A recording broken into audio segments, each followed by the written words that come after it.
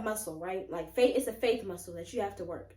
So God is going to prepare you. Like, he doesn't just drop. He's not just going to be like, all right, jump off the cliff.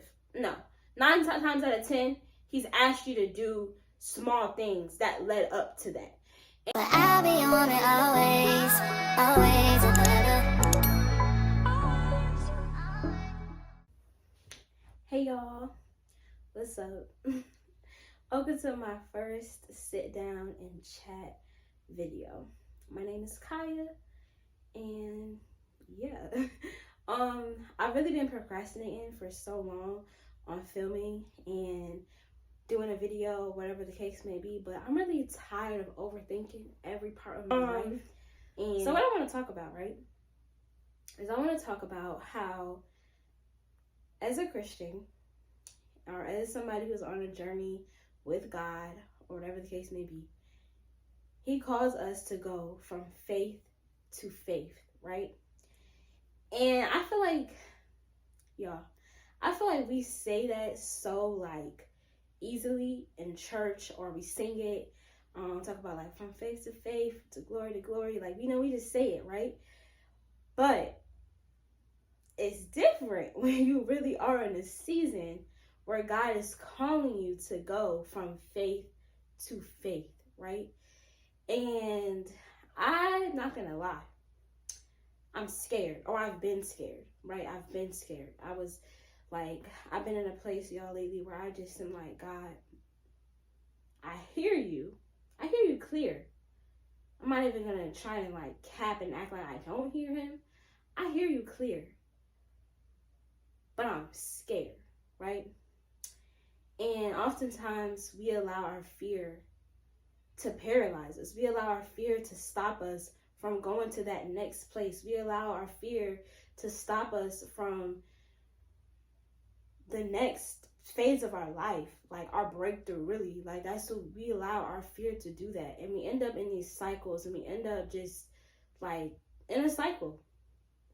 That's really what it is. And I'm making this video as like a declaration that I'm gonna stop the cycle. And if I post this, which I feel like I will, because we're stopping the cycle, it will help somebody else to stop the cycle of fear, because we all know what fear is, right? Fear really is just a feeling that we allow control us. Like, we really allow fear to control our whole lives. We allow fear to control our conversations. We allow fear to control our relationships. We allow fear to control our work, our money.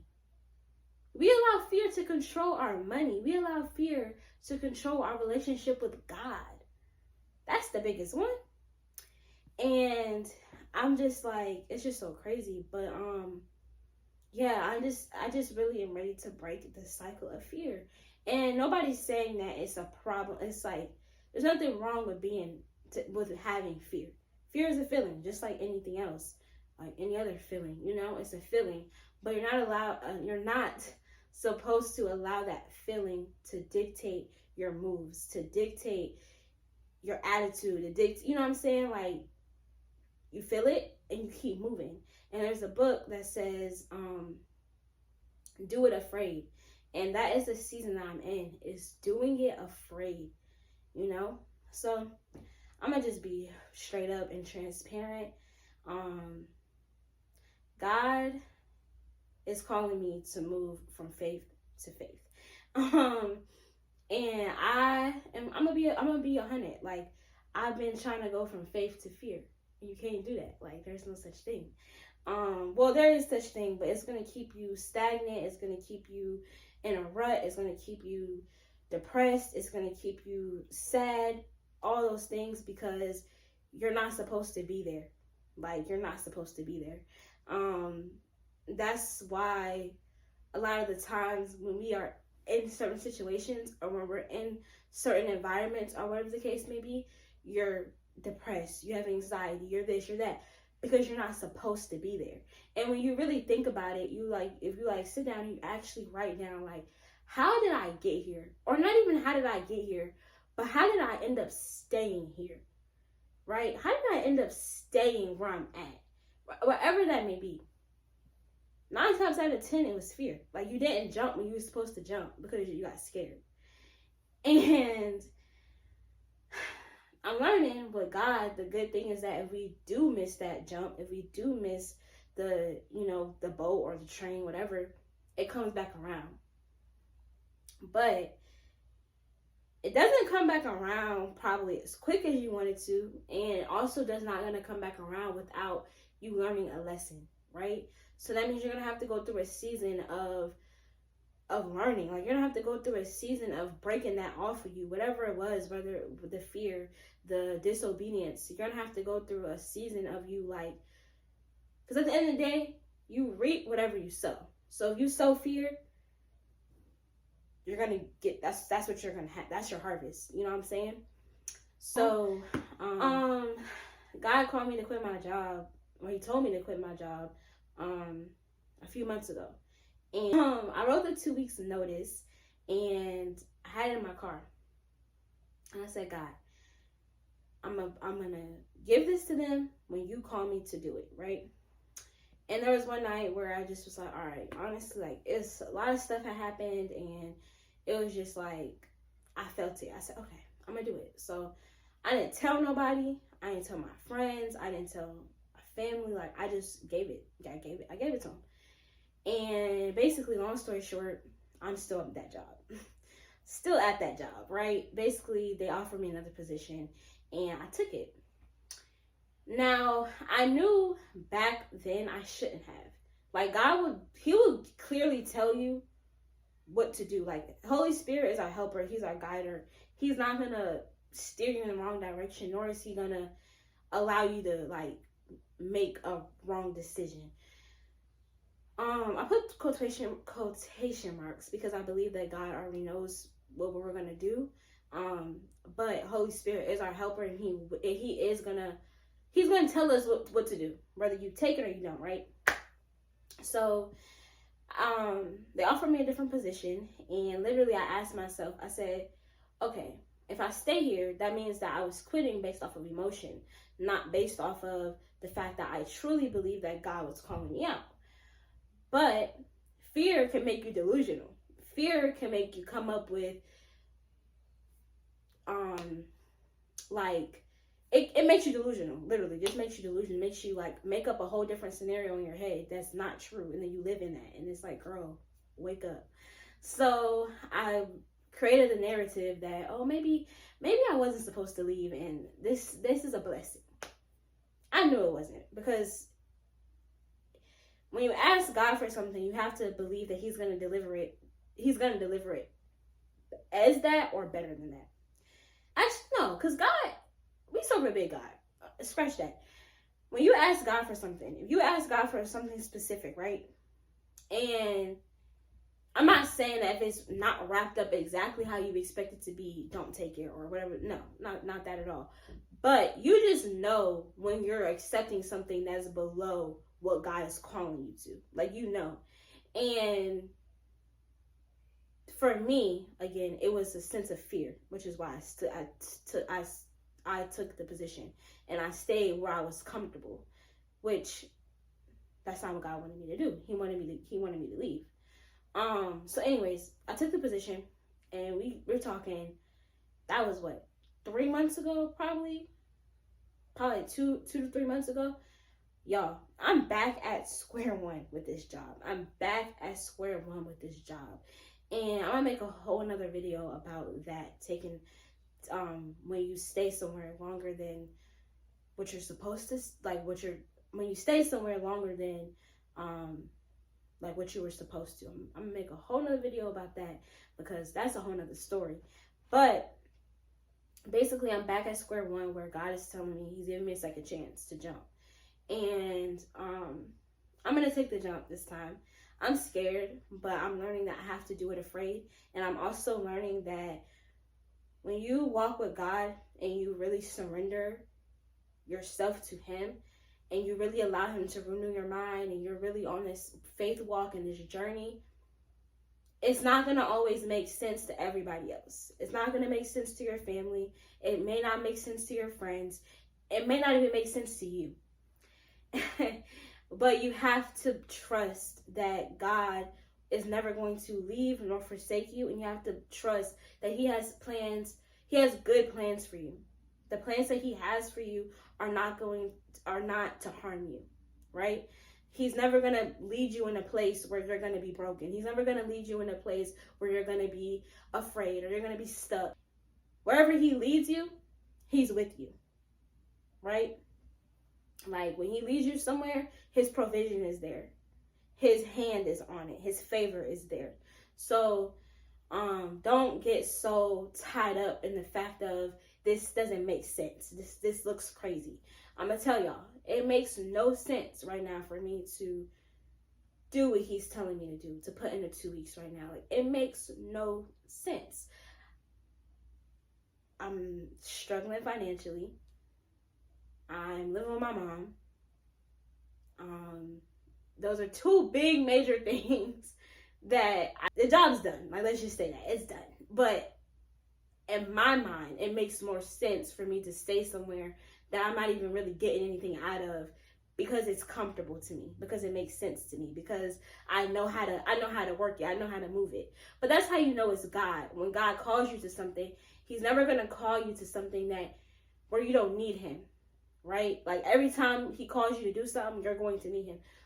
When I put this 2 weeks in, I mean, I'm already on my face, but I'm gonna really be on my face, cause I'm like, God, now what? Like, now I really did it, right? And I kind of feel like how petty my job is. I feel like they're not gonna like put me on the schedule after I turn this in. Thankfully, I serve so I can pick up shifts, but that's beside the point. I'm really gonna be on my face, like, all right, God, I did it. Now I'm gonna get in my prayer closet to really get this next step, because God's not gonna give you. He gives you the ending, and he'll give you the order, but he's not gonna give you the in between. Same thing he did with my dude Abraham. He gave him the order: go to the mountain and sacrifice your child, sacrifice Isaac. Abraham ain't know that God was gonna provide the sacrifice for him, but he went out of obedience. And that's like where I'm at, is I have to go out of obedience. I don't know. This is a sacrifice. Me giving up my job is a sacrifice, because I'm giving up my stability, right? And I put quotation marks because it's really not stability. It's because it's not a foundation that I created with God. So it's really a false stability. But I'm giving up my stability. I'm giving up my control. And that is a sacrifice for me, because like, y'all, I've never been in this type of situation, you know what I'm saying? So it's new for me.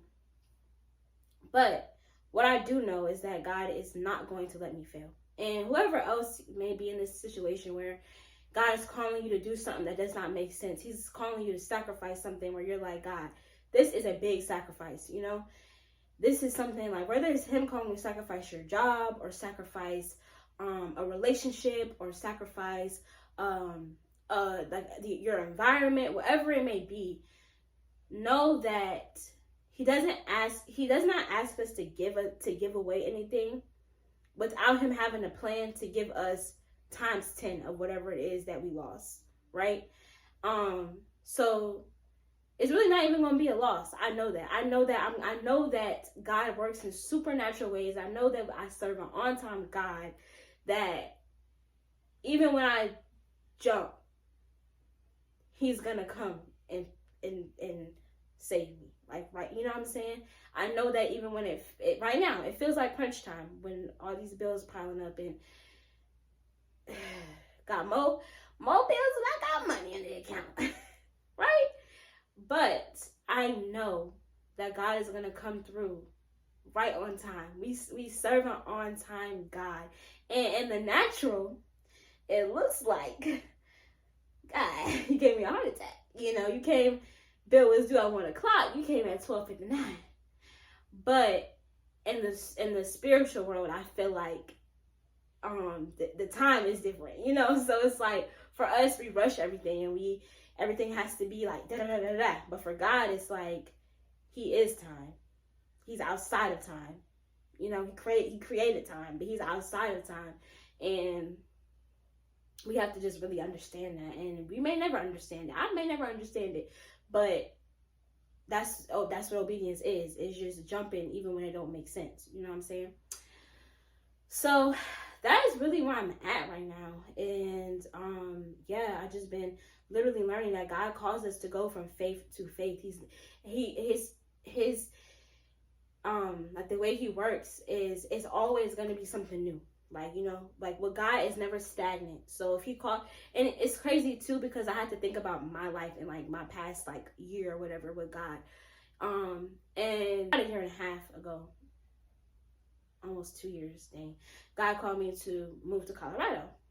And at the time, I thought that was such a huge like faith, like, oh my God, I'm like, oh my God, I've never done this before. And I just got saved. And I was like, dude, what? Like, it didn't make sense to me, because if you know me, that is way out of, like, I've always wanted to move. Don't get me wrong. And that's another thing.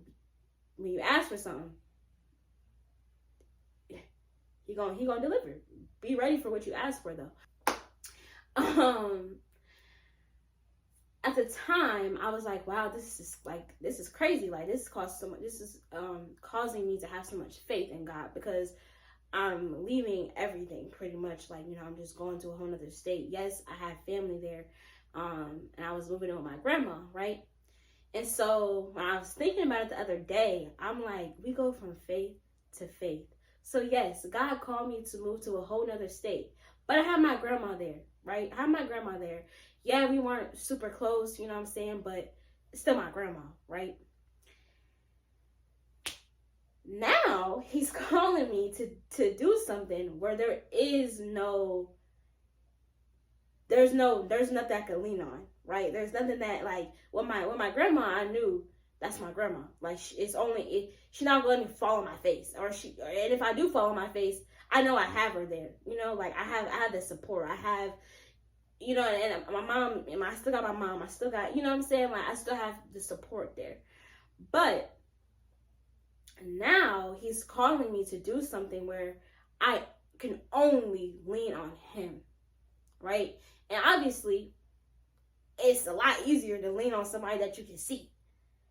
It's a lot easier for me to be like, I can lean on you. I see you. But with God, and the reason why this is such a faith journey and why we are saved by faith is because it takes faith to serve a God that you can't see, right? To trust someone that you cannot see, to know that to believe that he's not going to leave you, to believe that he's not going to forsake you. And for a lot of us, it's kind of hard to do that, because naturally in our lives, we've been left. We've been forsaken. We've been lied to. You know what I'm saying? Somebody didn't hold up their part of the bargain. And we've all done it. We're all human. I've done it too, I'm sure. So it's sometimes you have to, not sometimes, during this walk, you have to you have to separate that. You gotta separate your friends, your dad, your mom, whoever, from God. Like, he's a God that shall not lie. So if he says he's not gonna leave nor forsake you, if he says that he promised you that he's gonna put you in that apartment, he promised that he's gonna heal you, or he's gonna heal your family, he's going to do that. You have to trust that. You have to have faith. So yeah, so I just learned, I'm like learning, like, I'm like, dang, okay, so you called me to go to Colorado or whatever, and like I said, I have somebody to lean on. Now I don't have nobody to lean on. And that's the thing. It makes sense. Like, it's God. It makes sense. Like, when you really think about it and you really read the Bible and you really start to tap in with these stories, you're like, this makes sense. Okay, like, it may not make sense to my mom, it may not make sense to my dad, it may not make sense to whoever else, but that's okay, because it's not for them. And that's something, like, it's not for them. God's told me. He gave me the vision, you know? So it's crazy. But yeah, it's like you have to go from faith to faith. And again, I'm terrified. But I would rather do this. I would rather take that jump than not take the jump and be stuck and have God's hand lifted off of the situation. Look up and go to work. Like, I'm not going to lie. It's always been hard for me to get up and go to work like anybody else. But now it's like, I'm having issues at work that I've never had issues. Like, you know what I'm saying? And it's because I really do feel like God called me out of there a long time ago and I overstayed. And so now he's like, I'm gonna let you do what you want to do. We have the freedom of choice with God. He's gonna allow you to do. If you don't want to quit, don't quit. But my hand is out of the situation. You know, now you burnt out. You going through all these things. People at your job talking about you, all this stuff, and it's just like, because you're somewhere that you shouldn't be there anymore, right? You shouldn't be there no more. And I was watching this lady yesterday, and she was saying how a lot of us miss the small assignments because faith it's a muscle, right? Like faith is a faith muscle that you have to work. So God is going to prepare you. Like, he doesn't just drop. He's not just going to be like, all right, jump off the cliff. No. 9 times out of 10, he's asked you to do small things that led up to that. He will give us small assignments that lead up to that big drop, that lead up to that big jump. But if we allow fear to control us through those small things, right? When God tells us to write a verse at a restaurant on the receipt, tells you to write a verse, you don't do it because I'm scared. I don't do it. Okay, that's one thing. All right, now God told you at the gym, he said, go walk up to that person and talk to them. You're like, no, I'm not doing that, God. I'm scared. That's another thing. All right, call that friend who you know doesn't have a relationship with God, but call them and ask, can I pray for you? Not God, I'm not doing that. That girlfriend look at me like I'm crazy. We're not exercising the faith muscle. And so she was saying how when you practice fear, that's what you get.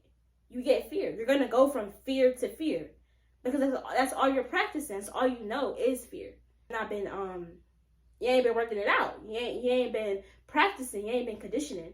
So when he asked you to go do it, what happens in the gym? You ain't worked out for a while. You go in there and try to pick up the biggest weight. You like a fool. You're hurt. You're hurt. It's the same thing with faith. So, like, for myself, I'm learning this, but I also want to encourage somebody else.